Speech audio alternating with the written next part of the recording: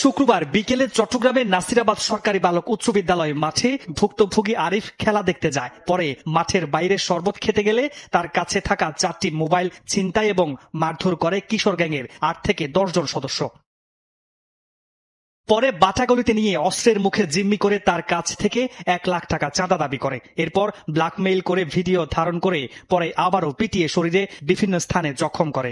27 জন মিলে মারছে, অস্ত্র দেখাইছে, ভয় দেখাইছে, ব্ল্যাকমেইল করছে, আমার ওদের মোবাইল দিয়ে ভিডিও করছে, করার পর আমার মারধর করছে অনেক, করার পর তার জন্য আমি ওদের অনেক বড় শাস্তি চাই। পরে আরিফের ভাই 999-এ ফোন দিলে নগরীর আকবরশাহ ও পাহাড়তলিতে অভিযান চালিয়ে মোবাইল ও অস্ত্রসহ কিশোর গ্যাং লিডার হেলাল বাদশাহ চৌধুরী সহ 8 জনকে গ্রেফতার করে পুলিশ।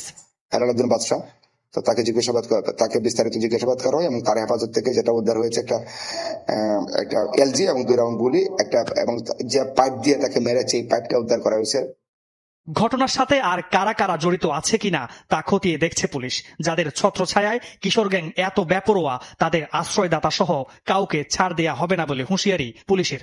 কিশোর গ্যাংয়ের অস্তিত্ব থাকতে পারবে না এবং কিশোর গ্যাংয়ের বিরুদ্ধে যত রকম অ্যাকশন দরকার সবই নেওয়া হবে এবং তাদেরকে যারা আশ্রয় দিচ্ছে, প্রশ্রয় দিচ্ছে কিংবা শেল্টার দিচ্ছে তাদেরকে আইনের আওতায় আনা হবে। এর আগে গত 5 এপ্রিল ফিরোজ শাহ কলোনিতে কিশোর গ্যাং সদস্যদের হাতে খুন হন চিকিৎসক কোরবান আলী। 9 মে ইপিজেড আকমল আলী সড়কে খুন হন মেহেদী হাসান নামে এক তরুণ।